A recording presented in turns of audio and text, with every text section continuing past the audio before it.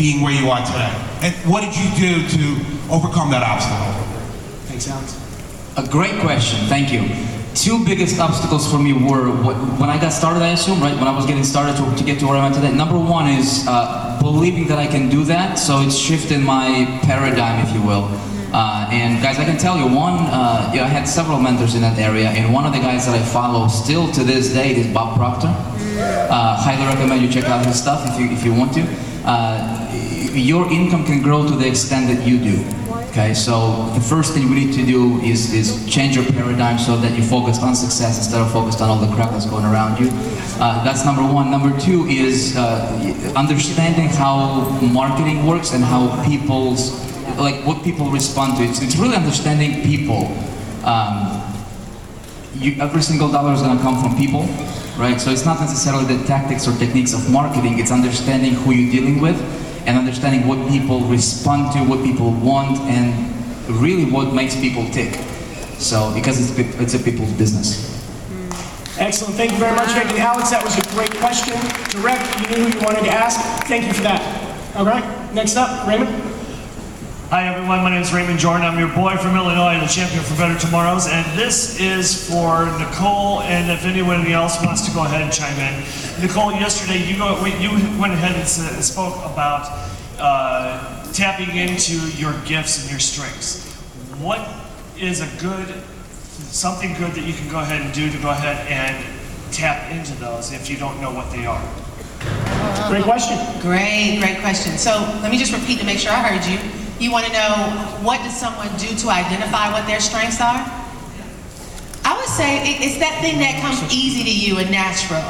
It doesn't mean that everything's going to be easy that you must do, right? Sometimes we get confused on what needs to be done to be able to get to where we want to be. But it boils down to, especially when it comes down to marketing, I want to make this very empowered, network friendly. A lot of you guys are in here trying to figure out what marketing method should I pursue, right? You're looking at a million different trainings that's telling you to do what different people are doing. Some people are doing solo ads, some people are doing Facebook, some people are doing, all kinds of different things. And a lot of times we get caught up thinking we got to do everything. I tell people, find 1 to 2 key things that you know you will be consistent in doing every single day, and do them, and find the things that you know you can enjoy doing. For example, I do videos. Why? Because videos are easy for me. It's something that's natural. I feel like I can communicate and connect with my audience.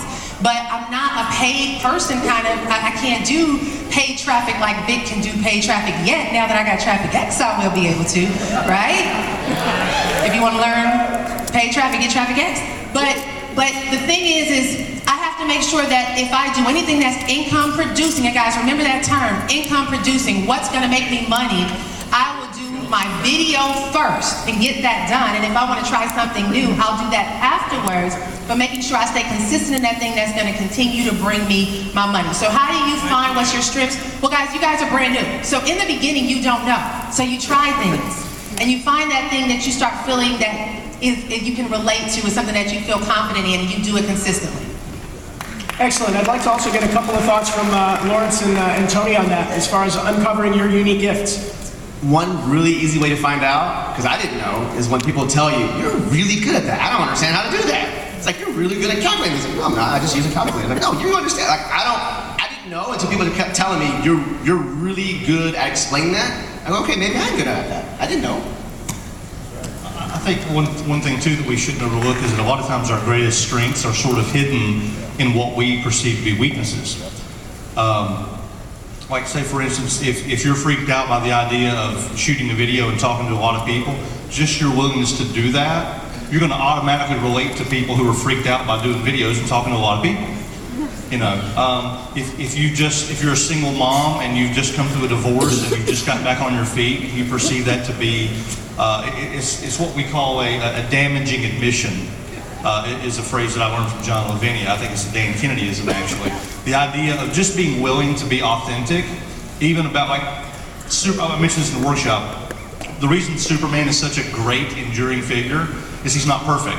We know about the kryptonite, right? We know about that. And like when you're willing to actually be authentic, warts and all, you know, you automatically bring a great deal of the audience over to your side of the table. So I think a lot of our strengths are actually hidden in things that we may be a little embarrassed about or may not feel totally confident about.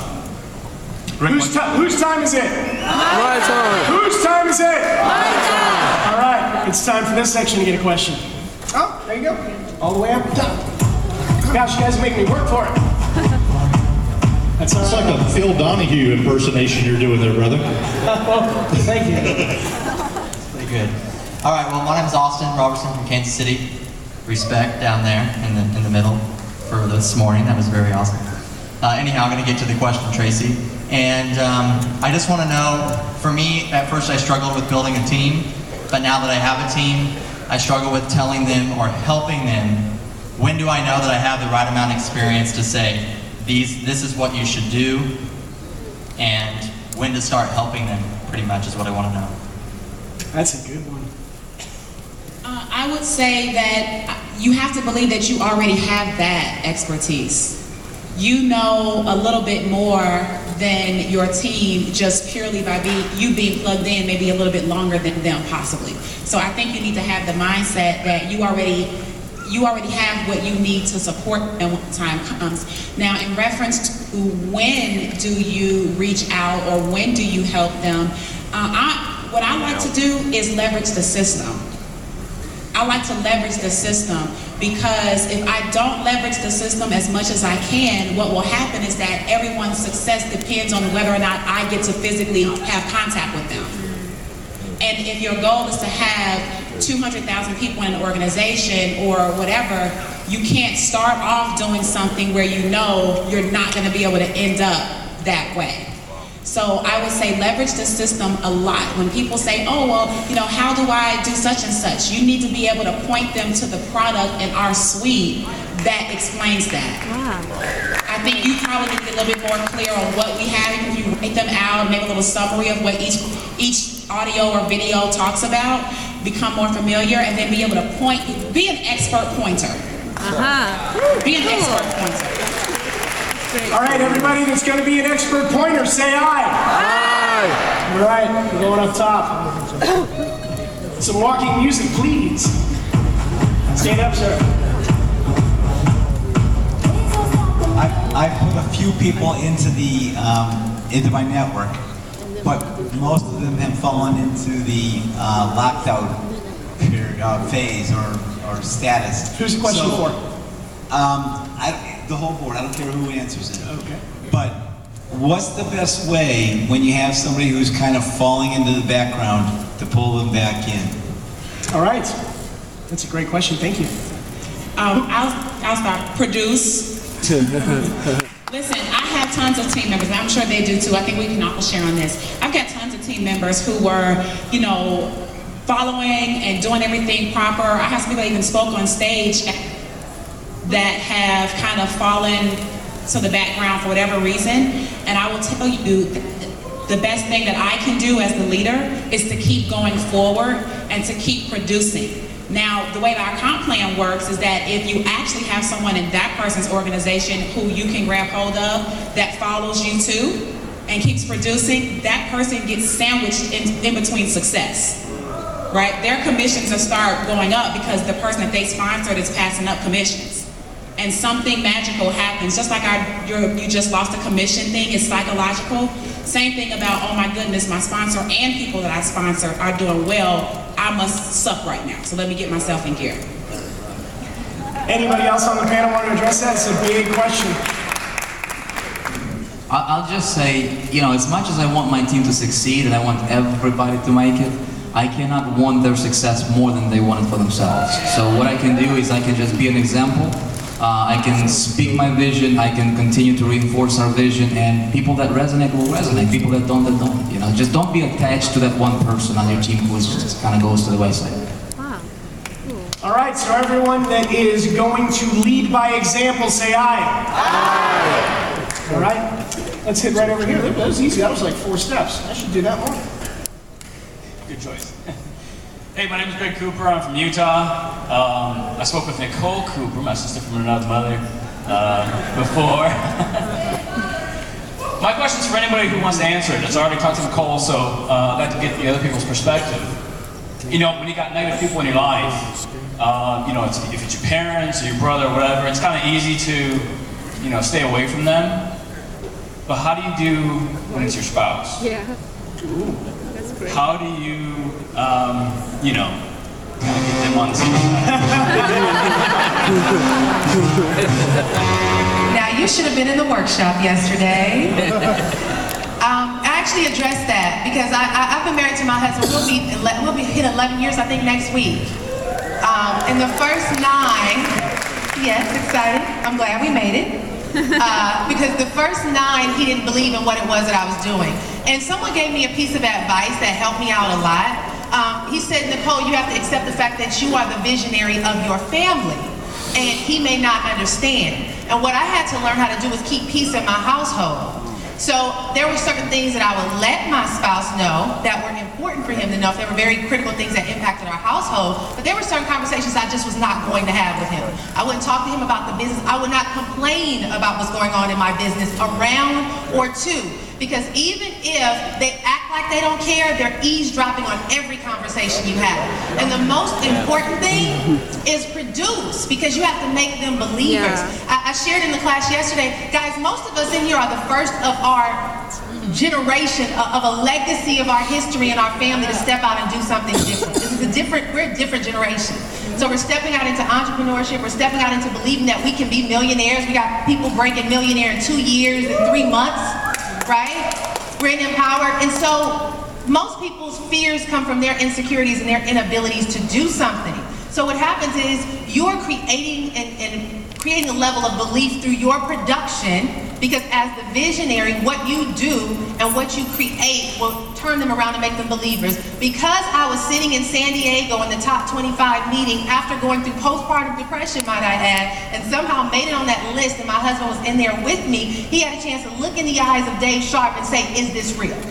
And Dave Sharp sat there and talked to him for 30 minutes and touched him on the shoulder and told him that, listen, if you support your wife, she can go to X, Y, and Z heights. And now my husband's my videographer. He's at home, he writes my business plans out. If you see me post them on Instagram, he's like, we're going to 100K a month.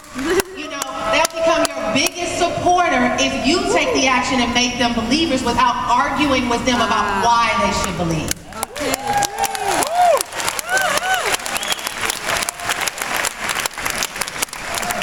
Everyone that's prepared to be the visionary, say aye. I'll just add real quick. I don't think my wife's in here, right? She's not. Let's just be real. My wife is, she's an FOB, wasn't born here. Her parents didn't understand what internet marketing even was. They're like, that's just some scam. And it wasn't like she was negative, but I wanted her to see that I was changing, even if it wasn't for money.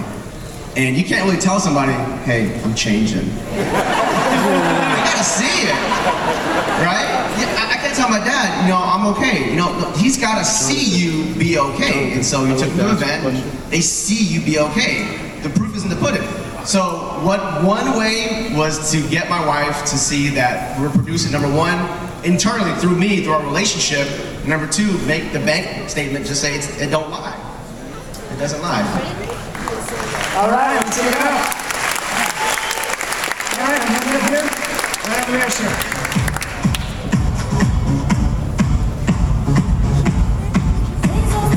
Let's give a round of applause while I'm getting in the mic. Yeah, my name is Peter Notice, and I'm from Houston, Texas. I'm a member of the Dream Team. Houston! My question to you is, if you only had 45 minutes a day to do your business, what income-producing opportunity would you advise one to take advantage of?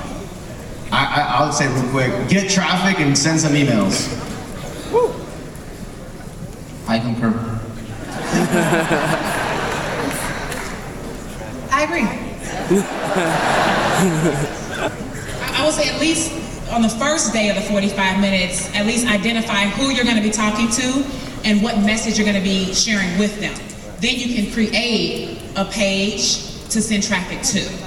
Now all you have to worry about is getting targeted traffic to a very specific message, and then tweak for conversions. I don't want to babysit my business, and I don't want to work literally 8 hours. I work on the stuff that will take my team to the next level. Okay, so if I was just a producer without like worrying about the team stuff and all the crazy things we do for the team, if I was just a producer, what I would focus on is how can you just systematize your business so that you can take yourself out of the equation and you can just run an ad campaign, you can set some traffic to run automatically, and you have your follow-up sequences doing all the work for you by the autoresponder. Okay, so the only thing you need to do is in the morning when you wake up, check your ad campaign, see how it's doing. If you need to tweak anything, it might take you an hour or 30 minutes, and then just maybe start a new campaign, right? And you have your follow-up sequences doing all the work for you, all the following up and explaining and surveying people and all that stuff. And so you just feed traffic to the front end, and then sales come out at the end, on the other end. Okay, so. And I just want, guys, everything you do online is real estate, right? So every video you shoot, every blog post you put out there, everything that you do that creates a level of communication with your audience is a way to start building up consistent, it's kind of like living on a main highway and you're building a house on that highway every single day, right? You're constantly putting your stamp out there in the marketplace. I've literally probably signed almost 900 people in the business off of videos on YouTube. And a lot of them don't talk about the business. It might be me and my child at Chuck E. Cheese. Right.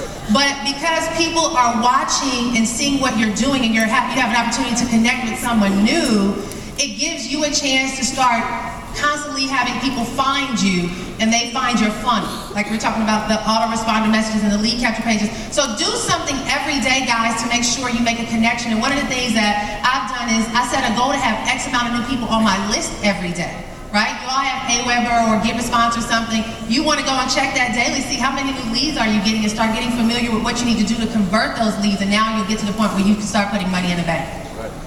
So just to recap, because that is an incredibly important question, it sounds like what you're saying is, number one, don't overcomplicate it, get some traffic, send some emails. Number two, make sure that you're quantifying what you're doing. If you heard what all of them talked about, it was, I'm adding people to my email list. How much traffic am I driving? How many emails am I sending? How many videos am I posting? If you don't have a number, you don't have a deadline, you don't have a goal, you don't have an outcome. If you're going to set those outcomes every day, say aye. Aye. All right, let's get over here. Hey guys, sorry guys, that was fast. That was like bam. Hey guys, what's going on? It's Jeff Monty Trips in the Bronx, New York. Dream team. Hey, so I want to make this very powerful question, right? The power of focus. I need you guys to share with me the power of focus. Because since we are in the marketing business, where we do our stuff on the internet, there's a lot of shiny things out there. A lot of things out there that's going to get them, intrigued. So for you that's new, that never made any money before, and they may see other things, say this is much easier, you guys all focus. So please share with me the power of focus and what it's going to do for your business when you do focus. That's good, man. So let's clarify that a little bit. Let's talk about what role the power of focus has played in your success, and how have you been able to help others on your team focus to get the results that you want. And that's right. For someone to take the mic and he's like, good question, but no thanks. Well, I think when we talk about focus, first thing comes to my mind is like when I was a kid, we would burn ants with magnifying glass. I'm sorry, it's the truth. Like an ant, I'm an ant killer, sorry. The ants, right? You would take the sunlight and you would focus the sunlight through the magnifying glass onto the ant. And when the light specifically focused, the heat and the light focused on the ant would like zap, right? That's the power of focus. Until I have the magnifying glass lined up directly where the light can beam through and actually hit my target, the ant doesn't do anything. He's alive. It's warm, it's nice, it's Miami. But, so that's the power of it. So I think that if you're going to decide that you want to build a business like we do in network marketing, which we know we're like a hybrid in Empower Network, right? We're not like totally 100% affiliate marketing and totally 100% network. We're like a hybrid. So there is this concept of building teams. So if you have a concern for other people, then I think you owe it to yourself and to them to do as much focusing with the sunlight through this magnifying glass as you possibly can, because other people are following your lead.